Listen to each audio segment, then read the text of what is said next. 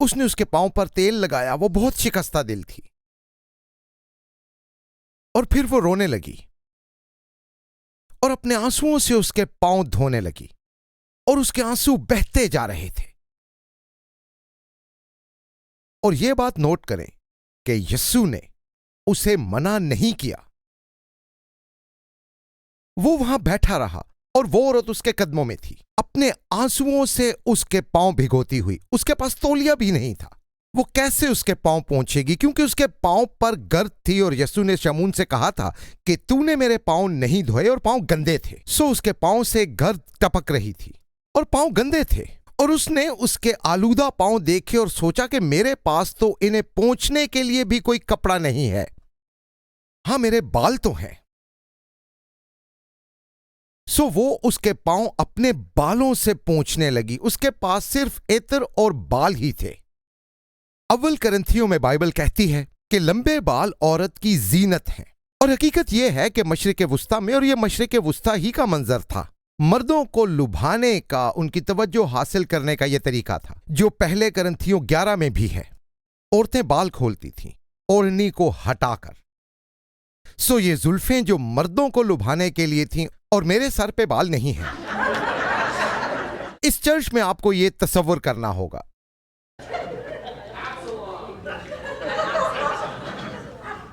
उसने सबके सामने अपने बाल खोले और उसके पांव पोंछने लगी, और यह अजीब नहीं बल्कि बिल्कुल गैर मुनासिब था। वो घुटनों के बल थी, ठीक, और उसने अपने सर के बालों से उनको पोंछा। यह क्या हो रहा है? उसने क्या किया? अब वो उसके पांव चूमने लगी। सबसे पहले तो गैर शाइस्ता सी बात है ये। आप अपनी बीवी के साथ ये करते हैं नहाने से पहले? शायद नहीं। हमारे कल्चर में भी किसी के पांव नहीं चूमे जाते, क्योंकि एक दूसरे के पांव को मसाज भी नहीं करते, क्योंकि बदबू आती है। तो क्या उसका यह पहले से इरादा था? वो मिट चुकी है, खाली हो चुकी है। उसने कह दिया है, तुम सब कुछ हो, मैं कुछ भी नहीं। मैं तुम्हारे सर का बोसा नहीं ले सकती, ये ठीक नहीं होगा। मैं तुम्हारे सर में तेल नहीं लगा सकती, ये ठीक नहीं होगा। मैं ये सब नहीं कर सकती, लेकिन तुम्हारे मैले पांव तो हैं और मुझे तुमसे इतनी मोहब्बत है। और अब मैं शमऊन के घर में तुम्हारे पांव चूम रही हूं। यूनानी जुबान के लफ्ज के मुताबिक इसका मतलब है पुरजोश अंदाज में चूमना, ऐसे नहीं। वो दीवानावार चूम रही थी, टूटी फूटी थी, आंसुओं से उसके पांव भिगो रही थी। और यीशु क्या कर रहा था? उसने उसे मना नहीं किया।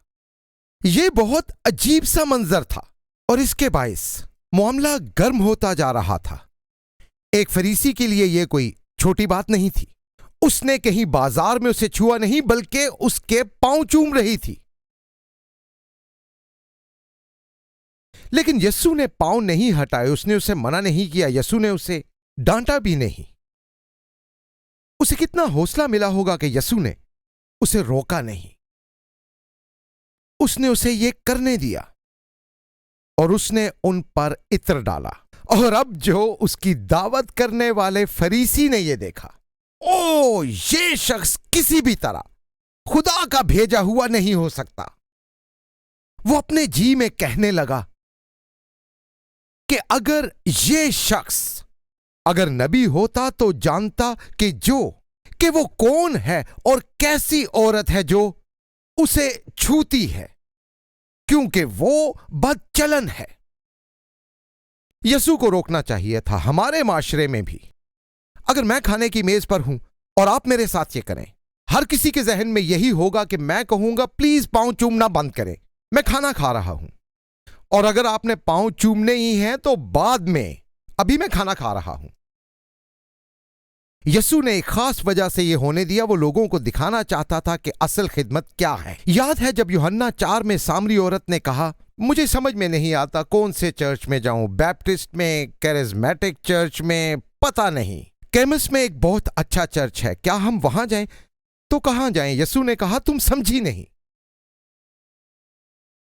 उसने कहा, बाप अपने लिए ऐसे ही परस्तार ढूंढता है जो रूह और सच्चाई से परस्तिश करेंगे। बात किसी इमारत की नहीं, बात सच्चे दिल की है। और यहां किसका दिल सच्चा है? उस औरत का। वो यस्सु का फजल समझती है, वो उससे मोहब्बत करती है बहुत ज्यादा, और खुद को वो कुछ भी नहीं समझती। मगर वो वक्त आता है, बल्कि अब ही है, कि सच्चे परस्तार बाप की परस्तिश रूह और सच्चाई से करेंगे, क्योंकि बाप अपने लिए ऐसे ही परस्तार ढूंढता है। लेकिन शमून नहीं समझा, ये गलत काम कर रही है। इसके बावजूद कि नातिन ने हरामकारी पर दाऊद नबी की सरजनिश की, वो शिकस्ता दिल था, उसका बच्चा मर गया था, वो खुदा के सामने झुका और उसने ज़बूर 51 लिखा, शिकस्ता रूह खुदा की कुर्बानी है। ऐ खुदा, तू शिकस्ता और खस्ता दिल को हकीर ना जानेगा।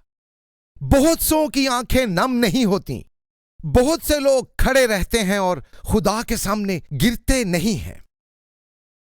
और यकीनन यस्सु के जवाब से उसे धचका लगा होगा। अब यह जो उसने कहा, यहां जवाब का लफ्ज इस्तेमाल हुआ है, जिसका मतलब यह है कि सवाल का जवाब दिया। दूसरे अल्फाज में, शमौन के जहन में जो सवालिया सोच थी, जरूरी था कि यस्सु उनका जवाब देता। यस्सु ने अक्सर सोचों का जवाब दिया, बाइबल में कई बार, और यह जरा मुश्किल सा काम है। मैं आपको देख तो रहा हूं, लेकिन मुझे नहीं पता कि आप क्या सोच रहे हैं। कुछ सो रहे हैं, क्या ख्वाब देख रहे हैं? सो नहीं रहा वैसे कोई। लेकिन यस्सु ने कई मर्तबा सोचों का जवाब दिया। मत्ती 9:4 में लिखा है, यस्सु ने कहा, तुम क्यों अपने दिलों में बुरे ख्याल लाते हो? वो उनके सवालों का बड़ा हौसला अफजा जवाब देता है। खुदा हमारी सोचें सुनता है, वो हमारी हर अच्छी बुरी सोच सुनता है। उसने यस्सु की सोच भी सुनी। यूहन्ना 11 में उसने कहा, ऐ बाप, मैं तेरा शुक्र करता हूं, तूने मेरी सुन ली। उसने दुआ तो नहीं की थी। लाजर की कब्र पर जाते हुए उसने कहा, ऐ बाप, तेरा शुक्र है बाप कि तूने मेरी सुन ली। मैं जानता हूं तू हमेशा मेरी सुनता है। उसने कुछ बोला नहीं था, मगर इन लोगों के बायस जो आसपास खड़े हैं, मैंने ये कहा। वो लोगों को बताना चाहता था कि उसका बाप खुदा उसकी सोच सुनता है, शमौन की सोच भी, फरीसियों और आलम शरा की सोच भी। सो अगर आप कभी भी किसी भी सूरत हाल में खामोशी से रो रहे हो, तो याद रखें कि खुदा आपकी सुनता है। आपको मुंह से कुछ कहने की जरूरत नहीं, क्योंकि खुदा ऐसे भी जवाब देता है। सो इस पे तसल्ली रखें। और अगर सारा दिन आपके दिल में गंदी और बुरी सोचें होती हैं, तो उनसे बचें, क्योंकि वो सुनता है। शमौन यस्सु से जवाब चाहता था। वो क्या चाहता था? वो चाहता था कि यस्सु इस ज़ियाफत पर जो गलत कर रहा है उसे रोक दे, और यस्सु ने यही किया। लेकिन शमौन का ख्याल था कि वो औरत गलत कर रही है। सो यस्सु ने ज़ियाफत पर इस मामले को सुलझाया। शमौन, मुझे तुझसे कुछ कहना है। उसने कहा, ऐ उस्ताद कह। शायद उस वक्त वो सोच रहा था ये झूठा नबी है ना? सो उसने बड़ी मुनाफिकत से कहा, कह ए उस्ताद, ए उस्ताद तू कह। और आसपास और लोग भी उन्हें सुन रहे होंगे। यकीनन मेज पर लोग मौजूद थे। किसी साहूकार के 2 कर्जदार थे, एक 500 दीनार का, दूसरा 50 का। अगर आपका हिसाब कमजोर है तो उनमें से एक का कर्ज 10 गुना था। जब उनके पास अदा करने को कुछ ना रहा, सो चाहे आप मेरे 100 या 1000 डॉलर के मकरूज हो, अगर आपके पास कुछ नहीं तो मुझे कुछ नहीं मिलेगा। मुझे क्या मिलेगा? कुछ भी नहीं। खुदा को क्या मिलता है? आपके गुनाहों के इवज कुछ भी नहीं। जब उनके पास अदा करने को कुछ ना रहा तो उसने दोनों को बख्श दिया। इंतहाई खूबसूरत लफ्ज, उसने दोनों को बख्श दिया, बिला मुआवजा माफ किया। उसने उन्हें बख्श दिया। इस कहानी में बख्शने की बेहतरीन मिसाल है। उसने दोनों से कहा, तुम आजाद हो, तुम भी आजाद हो। बस उनमें से कौन उससे ज्यादा मोहब्बत रखेगा? यह बहुत सादा सा सवाल है, सीधा सा, लेकिन यह मसीही अकीदे की बुनियाद है। गौर से सुने कि यस्सु ने क्या कहा। आप अपना कर्ज अदा नहीं कर सकते। आप कर्ज अदा नहीं कर सकते। आप अपने गुनाहों के लिए खुदा के कर्जदार हैं, और आपके पास अदा करने को कुछ नहीं। इससे फर्क नहीं पड़ता कि आप बड़े या छोटे गुनाहगार हैं, आप कर्जदार हैं। लेकिन खुदा आपको बख्श सकता है। मार्टिन लूथर ने, जो कैथोलिक चर्च छोड़कर आया था, कहा, मैं शुक्र करता हूं कि मेरा ईमान गुनाहों की माफी पर है, उनके कर्ज की अदायगी पर नहीं। ऐ खुदा, अगर तू बदकारी को हिसाब में लाए तो कौन कायम रह सकेगा? अगर गुनाहों का हिसाब हो तो कौन कायम रह सकेगा? लेकिन मगफरत तेरे हाथ में है, बख्शिश। पस उनमें से कौन उससे ज्यादा मोहब्बत रखेगा? तो शमऊन के जवाब पर गौर करें। उसने जवाब देने के लिए जो लफ्ज इस्तेमाल किया, मेरी दानिस्त में, इसका मतलब है मेरे ख्याल में या मेरे अंदाजे के मुताबिक, मेरी सोच के मुताबिक। मेरी दानिस्त में वो जिसे उसने ज्यादा बख्शा। वो समझने लगा कि उसे घेरा जा रहा है। मेरी दानिस्त में क्या जवाब दिया उसने? इस ज़ियाफत में क्या गलत था? क्या गलत हो रहा था यहां? उस चर्च में क्या गलत है जहां लोग खुदा की बख्शिश ही ना समझते हों, फिर भी वो वहां यस्सु के साथ ज़ियाफत में बैठते हैं? फिर भी नहीं जानते कि बख्शिश और फजल क्या है। वो नहीं जानते कि उनके पास कुछ नहीं और खुदा ने उन्हें अबदियत बख्श दी है। ना मोहब्बत का इजहार है और ना ही किसी जज्बे का। ऐसा नहीं है कि वो आसमान पर बैठा एक सख्तगीर बादशाह है। वो मोहब्बत की सूरत में जाहिर हुआ आपके लिए। उसने कहा, तूने ठीक फैसला किया। ये औरत यस्सु के पीछे रो रही थी और शमऊन तनकीद कर रहा था। ये औरत यस्सु के सामने आजिज थी और शमऊन जैसे यस्सु को बर्दाश्त कर रहा था। यस्सु हमें यहां एक हकीकत बताता है, बाइबल की एक हकीकत। खुदा से हमारी मोहब्बत का पैमाना क्या है? क्या है ये? खुदा से हमारी मोहब्बत उतनी होती है जितने हम अपने ख्याल के मुताबिक गुनाहगार हैं। मेरी बात याद रखें, बदतरीन गुनाहगार बेहतरीन मसीही होता है और यह सच है। अगर आप समझें आपके गुनाह कम हैं तो आपकी निजात भी छोटी होगी। दरमियाने दर्जे के गुनाहगारों को दरमियानी सी निजात, लेकिन बड़े से बड़े गुनाहगारों के लिए सबसे बड़ी निजात। यह मसला बन जाता है चर्च या मजहबी माहौल में पलने वालों के लिए। वो कभी जान ही नहीं पाते कि वो कितने बड़े गुनाहगार हैं। उन्होंने कभी सोचा ही नहीं होता। थैरन यहां दो सवाल पूछता है, क्या कभी झूठ बोला? हां। तो फिर आप क्या हुए? झूठे, और मुकाशफा के मुताबिक झूठे फिरदौस में नहीं जाएंगे। क्या कभी हिर्स और हवस की पराई चीज के लिए? तो आप हरीस और लालची ठहरे। क्या आपने कभी मां बाप की नाफरमानी की? अपने दिल की सख्ती के बायस आप बागी ठहरे। और ये इतना बुरा है कि पुराने अहदनामे में जो लोग ये करते थे और करते जाते थे, खुदा उन्हें जमीन से मिटा दिया करता था। और आज बच्चे अपने मां बाप के साथ बदतमीजी करते हैं, हर वक्त अपने बड़ों की बेइज्जती करते हैं। और ये एक कर्ज है जिसे आप अदा नहीं कर सकते।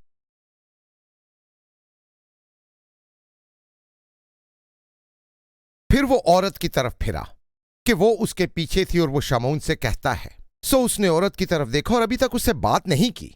और उसने शमऊन से कहा, क्या तू इस औरत को देखता है? और अब यहां उसकी आवाज में थोड़ा सा गुस्सा है। तू इस औरत को देखता है? अच्छा चरवाहा क्या करता है? अच्छा चरवाहा भेड़ों की हिफाजत करता है। चाहे आप खुद भी मुकद्दसीन में से हों, लेकिन आप उनके बारे में बुरी बातें करते हों। जब अपने आसपास के मसीहियों के बारे में आप बुरी बातें करते हैं या तमस्खुर उड़ाते हैं, तो कभी सोचा है कि वो यस्सु की दुल्हन है? मार्क, अगर मैं कहूं कि मुझे आपकी बीवी पसंद नहीं है, वो फजूल बातें करती है, वो लालची और हरीस है, तो मुझे बताएं आपको कैसा महसूस होगा? आप अंदर से उबलने लगेंगे। और यस्सु ने कहा, क्या तू इस औरत को देखता है? रोमियो 8 के ये अल्फाज गौर से सुने। अगर कोई आपको मुजरिम ठहराए तो खुदा के बरगुज़ीदों पर कौन नालिश करेगा? कौन? सिर्फ खुदा मुजरिम ठहराएगा। कैसे? सलीब पर अपनी जान देकर। आप कैसे मुजरिम ठहरा सकते हैं? आप कैसे कह सकते हैं कि इस शख्स के लिए सलीब काफी नहीं थी? मसीह यस्सु वो है जो मर गया, बल्कि मुर्दों में से जी भी उठा और खुदा की दाहिनी तरफ है और हमारी शिफात भी करता है। यानी हम निजात पाने के बाद भी गुनाह करें तो यस्सु फिर भी हमें बचाता है। हमारी हिफाजत करता है। लीसा डिपामा नामी एक खातून के ये अल्फाज आपको सुनाना चाहता हूं, क्योंकि इसी आयत के हवाले से ये बहुत प्यारी बात है। वो शिकागो में बदकार औरतों के लिए काम करती थी और उसने इस आयत पर नज़म लिखी। वो पेशावर औरतों की जहन्नम से निजात के लिए काम कर रही थी। ये नज़म सुने। क्या आप उसे देखते हैं? बदकार औरतों के बारे में कहती है। क्या आप चाहेंगे कि खुदा आपको दिखाए? उसका लिबास नहीं बल्कि उसका चेहरा, उसका जिस्म नहीं बल्कि उसकी आंखें। क्या आप उसे देख सकते हैं? आप चाहेंगे कि खुदा आपको दिखाए। उस पर लगे दाग के पीछे एक नाम है। उसका दिल सख्त नहीं, शिकस्ता है। क्या आप देख सकते हैं? क्या आप चाहेंगे कि खुदा आपको दिखाए कि इस काबिल नफरत वजूद के पीछे खुदा का अक्स है, कि जिसे आप कुछ नहीं समझते वो मुनज्जी की नजरों में बहुत बेशकीमत है? क्या आप उसे देख सकते हैं? क्या आप चाहेंगे कि खुदा दिखाए उसका माफी वाला दिल, ना कि आपका मुजरिम ठहराने वाला दिल, आपके उसूलों की बजाय उसका खून? क्या आप देख सकते हैं? क्या खुदा आपको दिखाए, उसे आपको दिखाए, और जब आप उसे देख लें तो फिर क्या होगा? और उस खातून ने बहुत से लोगों को बचाया, बदकारी की राह से निकाला। उसने ये आयत देखी थी और ये औरत यीशु के पास आना चाहती थी, लेकिन समझती थी कि वो सिर्फ इस काबिल है कि वो उसके पांव चूमे। और अब यीशु एक जबरदस्त काम करने वाला है। उसकी आवाज में एक कहर था जब उसने कहा, शमौन तू इस औरत को देखता है? और अब वो शमौन के तमाम मेहमानों, कमरे में मौजूद सब लोगों के सामने कुछ कहने लगा है। वो शमौन का दिल निकाल कर सबके सामने रख देगा और उसके साथ उस औरत का दिल रख के कहेगा, ये औरत खुदा से मोहब्बत करती है और शमौन तुम बदनसीब हो लेकिन जानते नहीं हो। फिर उसने कहा, तू इस औरत को देखता है? मैं तेरे घर आया, तूने मेरे पांव धोने को पानी नहीं दिया। ये ऐसा ही है कि आप किसी को घर बुलाएं और उन्हें कोट पहनकर खाने को कहें। मैं आपसे आपका कोट लेकर लटकाऊंगा नहीं, आप बस बैठें और खाना खाएं उसी लिबास में जिसमें आप आए हैं। उस जमाने में सब लोग मेहमानों के पांव धुलवाते थे, मगर उसने मेरे पांव आंसुओं से भिगो दिए और अपने बालों से पोंछे, जो उस औरत के लिए बड़ी बेइज्जती थी। तूने मुझको बोसा ना दिया। और मशरिक में यह बड़ी मामूल की बात है, मर्द एक दूसरे को गाल पर बोसा देते हैं। इसका कोई गलत मतलब नहीं है, यह मोहब्बत के इजहार का तरीका है। तूने मुझे बोसा नहीं दिया। मुझे बताएं, आप सब लोग मुझे सोचकर बताएं कि फरीसी ने मुनज्जी को बोसा क्यों नहीं दिया? वो उसे छू नहीं सकता था कि वो सारा दिन गुनहगारों के दरमियान था। मैं नापाक नहीं होऊंगा। और वो उसके पांव चूम रही थी। शमौन ने उसके गाल पे भी बोसा नहीं दिया। शमौन ने कहा, गलत काम ठीक कर, और यीशु यही करने लगा है। मगर शमौन, इस औरत ने जब से मैं आया हूं मेरे पांव चूमना ना छोड़ा। अब इस मजलिस में क्या गलत हो रहा था? तूने मेरे सर में तेल ना डाला, और मशरिक में यह मेहमानदारी का एक तरीका था। सर में थोड़ा सा तेल डालना सहराई इलाकों में जिस्म की बदबू और जिल्द की खुश्की दूर करने का यह एक तरीका था। लेकिन इस औरत ने मेरे पांव पर इत्र डाला है, कीमती इत्र, जैसे आजकल शैनल नंबर 5 है। वैसे मुझे परफ्यूम्स के बारे में कुछ पता नहीं। एक बहुत महंगा इत्र, और उसने सारे का सारा मेरे पांव पर डाल दिया। शमौन, यहां कौन गलत है? तुम। इसलिए मैं तुझसे कहता हूं कि इसके गुनाह जो बहुत थे। यीशु कह रहा है कि मुझे पता है ये कौन है, जानता हूं वो कौन थी। बहुत बड़ी गुनाहगार। उसके गुनाह जो बहुत थे माफ हुए, क्योंकि उसने बहुत मोहब्बत की। या फिर दूसरे अल्फाज में, यह उसकी बड़ी मोहब्बत का इजहार था। लेकिन शमौन को थोड़ी माफी मिली कि उसने थोड़ी मोहब्बत रखी। क्या बात है! पौलुस रसूल ने बार बार यह कहा कि वो कितना बुरा शख्स था। इसलिए नहीं कि वो मायूस था, बल्कि वो शादमान था कि खुदा ने उसे इतना बड़ा फजल बख्शा, और वो बदतरीन गुनाहगार था। वो अपनी मिसाल देकर बताता है कि बदतरीन गुनाहगारों को भी माफी मिलती है, यानी हर कोई निजात पा सकता है। और पौलुस कहता है, इसीलिए उसने गुस्ताख और नाफरमान को चुना, मुझे। मैं अपनी जिंदगी पर नजर डालूं तो खुदा का शुक्र करता हूं कि मैं चर्च में नहीं पला बड़ा। शुक्र है कि मैं जानता हूं कि मैंने कितने बड़े गुनाह किए हैं। मैं शुक्र करता हूं बख्शिश के उस लम्हे के लिए जब मैंने सोचा कि बस यस्सू के पांव थामे रखूं और वो मुझे सरफराज करेगा, मुझे अपना प्यारा बनाकर और आसमान के तख्त का अपने साथ वारिस बनाकर। हमें हासिल होने वाले फजल का अंदाजा करने के लिए मैं चाहूंगा कि खुदा हम सबको 10 मिनट के लिए वक्त में कहीं पीछे ले जाए और हमें अपनी नाकारा जिंदगी याद कराए। रोजाना की वो परेशानी कि कहीं टेस्ट मस्बत ही ना आ जाए, चाहे एड्स का हो या हमल के लिए। गलत काम करते हुए पुलिस के हाथों गिरफ्तार हो जाने का खौफ, या ये खौफ कि किसी ने मुझे देख ना लिया हो। इस बात का खौफ कि वालिदैन को पता ना चल जाए। सर पे सवार रहने वाला दिन रात का खौफ, वो बेचैनी और दहशत, गुनाह का एहसास और पकड़े जाने पर मुसीबत में पड़ने का खौफ। आप मर रहे थे रूहानी और जिस्मानी तौर पर, और खुदा आपको याद कराए कि वो क्या था। आपको बख्शिश मिली है, फजल मिला है आपको, या वो आपको मुस्तकबिल में ले जाए और दिखाए कि उसने आपको निजात ना दी होती तो आज आप कैसे होते।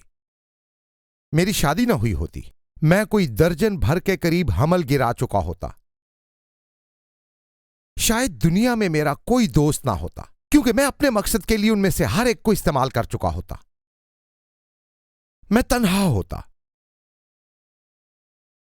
जहन्नमी होता। आप कैसे होते? आपको फजल मिला है, आप ये कर्ज अदा नहीं कर सकते थे और उसने आपको बख्शा। मुमकिन है पिछले कुछ अरसा में खुदा के लिए आपकी मोहब्बत ठंडी हो गई हो, लेकिन आज याद करें कि आप उसके बगैर क्या होते। मुकाशफा 2 में इफसिस से कहा गया, तूने अपनी पहली सी मोहब्बत छोड़ दी, पस ख्याल कर कि तू कहां से गिरा है और तौबा करके पहले की तरह काम कर, और याद कर कि तूने क्या किया जब तूने पहली मर्तबा बख्शिश के निशानों को अपने जिस्म पर महसूस किया। हो सकता है पुरानी जिंदगी के निशान मुस्तकिल हों। मैं चाहता हूं कि अब आप उन्हें बख्शिश के निशान समझें। मार्क के पेट पर चाकू का निशान है जो लड़ाई में लगा। ये निशान फजल के हैं। यस्सू ने उसे पहले अल्फाज क्या कहे? वो बस उसके पांव चूमती रही थी। फिर उसने औरत से कहा, तेरे गुनाह माफ हुए। एक शख्स एक मर्तबा गड्ढे में गिर गया और वो खुद से बाहर नहीं निकल सकता था। एक शरई मसीही का वहां से गुजर हुआ। उसने कहा, तुम इसके मुस्तहिक हो, और लिखे हुए 10 अहकाम उसकी तरफ फेंक के कहा, बाहर निकलो। एक आजाद ख्याल मसीही वहां से गुजरा। बोला, घड़े की फिक्र ना करो। उसने उसे घड़े में फंसे लोगों के मुशावरती ग्रुपों की एक फहरिस्त दी। एक और भी ग्रुप है। ये लोग आइंदा हफ्ते रोजबर्ग में खवातीन के हुकूक पर एक कॉन्फ्रेंस भी करवा रहे हैं। आप जाना चाहते हैं तो जरूर जाएं। इनका ताल्लुक बैथल से है। उनमें से एक शख्स आया और उसने देखा तो उससे कहा, ना ये गड़ा है और ना तुम इसमें गिरे हो। बस कहते रहो, मैं गड्ढे में नहीं गिरा, मैं गड्ढे में नहीं गिरा। फिर यस्सू वहां से गुजरा और उसे देखा। वो गड्ढे में कूद गया, अपनी टांगें तुड़वा ली। फिर उस शख्स को गड्ढे में से सहारा देकर निकाला और खुद वहीं रह गया।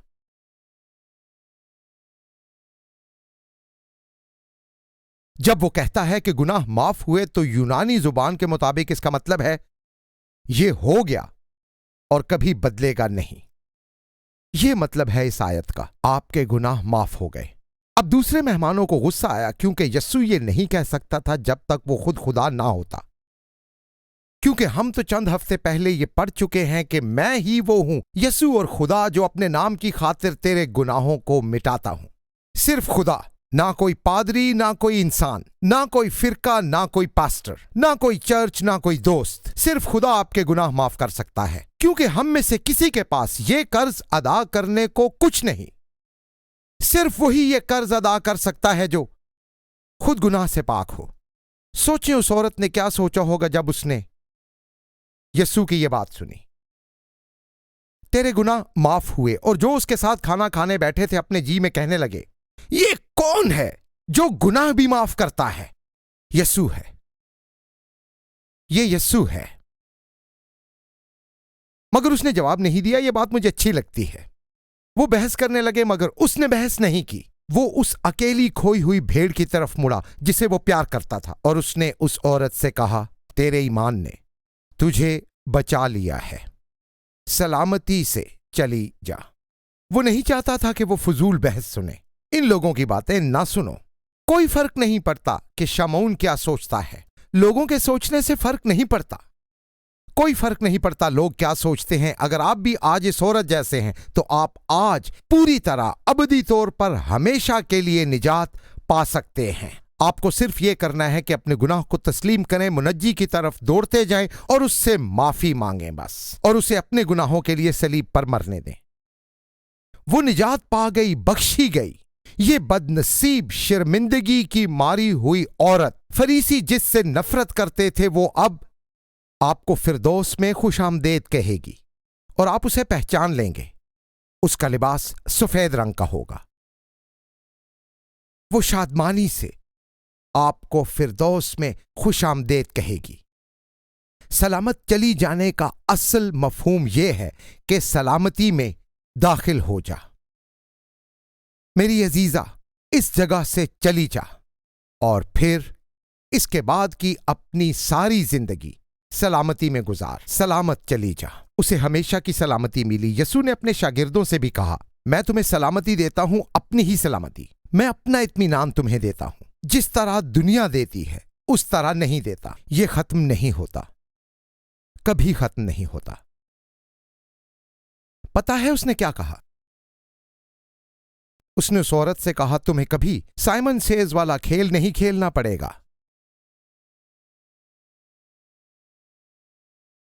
यीशु आपकी निजात का ऐलान कर चुका है। और अब अगर आप नहीं जानते कि आप निजात पा चुके हैं, तो याद रखें आप आज निजात पा सकते हैं।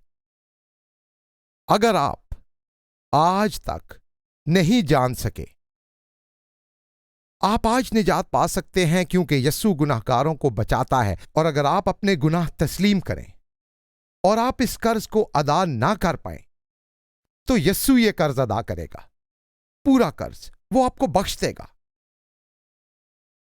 और आप सिर्फ उसके पास ही आ जाएं तो वो ये करेगा।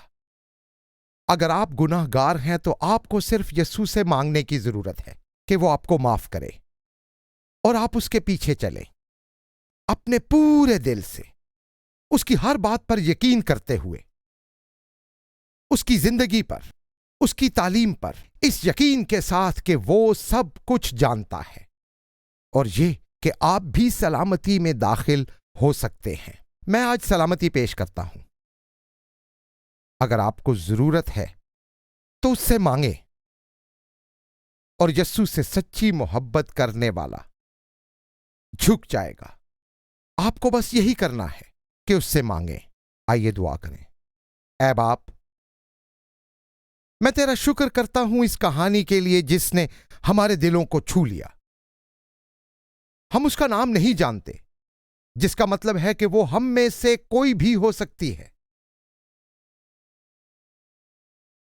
ऐ खुदावंद, मुझे वो वक्त याद है जब मैंने ये खौफनाक हकीकत जानी कि मैं बहुत गुनाहगार हूं।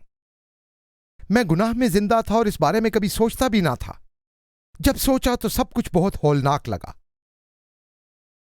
और मुझे याद है जब मुझे बख्शिश मिली।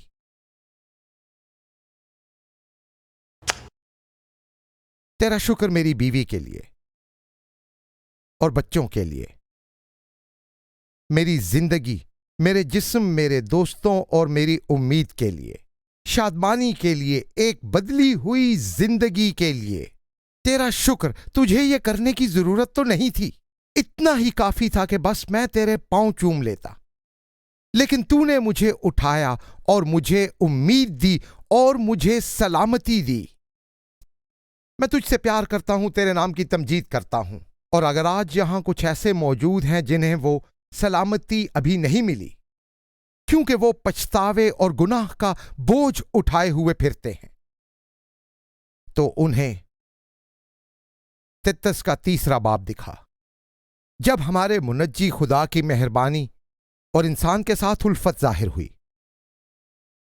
और ऐ खुदा, हमारी मदद करके हम याद रखें हमें कितनी अजीम माफी मिली। हमें अपना फजल दे।